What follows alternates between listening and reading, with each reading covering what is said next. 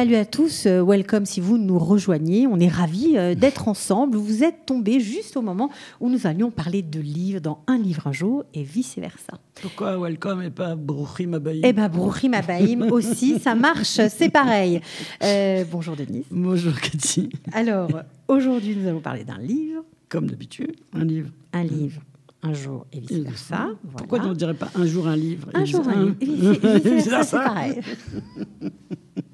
Elle est de bonne humeur, Denise, aujourd'hui.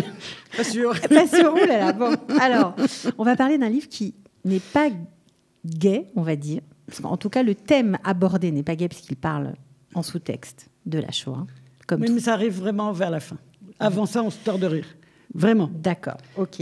Enfin, on se tord de rire. Je suis sûre que beaucoup de gens ont déjà eu leur mère dans une maison d'anciens ou pas, mais enfin, qui perdaient un peu la boule, qui répètent 2000 fois la même chose, qui ne vous reconnaît pas. Donc, c'est votre maman, voilà. Votre c'est maman. pour peut-être... Alors, expliquez le titre, oui, peut-être. oui. Parce que chaque fois... Alors, c'est Jean va voir tous les jours sa mère dans la maison de retraite où elle est. Tous les jours.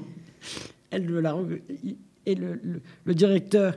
de la maison de retraite lui dit votre maman. Il commence par votre maman et après il lui raconte toutes les conneries qu'elle a bien pu faire parce qu'elle en fait tout le temps.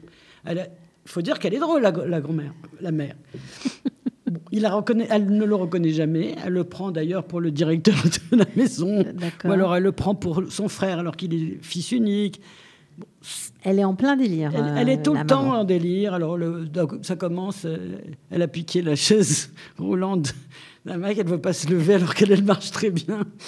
Alors c'est beaucoup le comique de répétition parce que le directeur va répéter au moins 10 fois. C'est un livre qui n'a même pas 60 pages. Hein, donc, un petit livre. Voilà, c'est un tout petit livre, mais très... Enfin, ouais, bien. Efficace.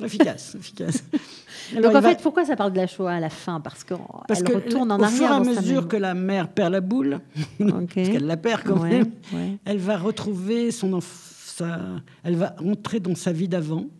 D'accord, son passé. Quand elle était jeune, son passé, comme souvent les vieilles personnes, elles oublient ce qu'elles font à la minute, mais elles se souviennent des choses très... Et elle va se souvenir que sa mère est morte à Auschwitz. Et elle va revivre un peu la perte de sa mère. Voilà, c'est un peu moins gai, là. Voilà. Alors, ça finit, c'est pas gai, mais bon, c'est du Jean-Claude Grimbert. D'accord. Jean-Claude Grimbert, il nous avait déjà donné l'atelier, Dreyfus, mais surtout, mon préféré, pour en finir avec la question juive. Alors, je me suis dit que si vous ne saviez pas définir l'humour juif, si on vous posait des questions et que vous n'arrivez pas à définir, lisez Grimbert. Voilà. C'est un bon exemple. C'est un bon exemple d'humour juif. Voilà. Alors le préféré de Denis, c'est si vous ne l'avez pas lu, c'est pour en finir avec la question juive. Voilà. C'est à mourir de rire. Oui, je confirme. C'est à mourir de rire. Voilà. Et pourtant c'est pas drôle. D'accord. Oui, mais bon, c'est l'humour noir qu'on va dire. C'est Grimbert. Oui. Mais c'est l'humour juif. L'humour juif. Ouais, ok. En tout cas, là, vous nous avez parlé, vous nous avez présenté son dernier livre, donc Votre maman. Un petit livre de 60 pages qui parle de la vieillesse, de la perte de la mémoire, des liens qui se disloquent, mais en même temps, voilà, c'est le lien entre un fils et une mère. Enfin, il y a plein de choses dans ce petit livre. Il y a beaucoup de choses. Donc, on vous le conseille. Merci. Je vous le recommande chaudement. Ok. On le trouve à la librairie, j'imagine. Bien sûr. Mais voilà. Merci beaucoup, Denise. Merci, Cathy.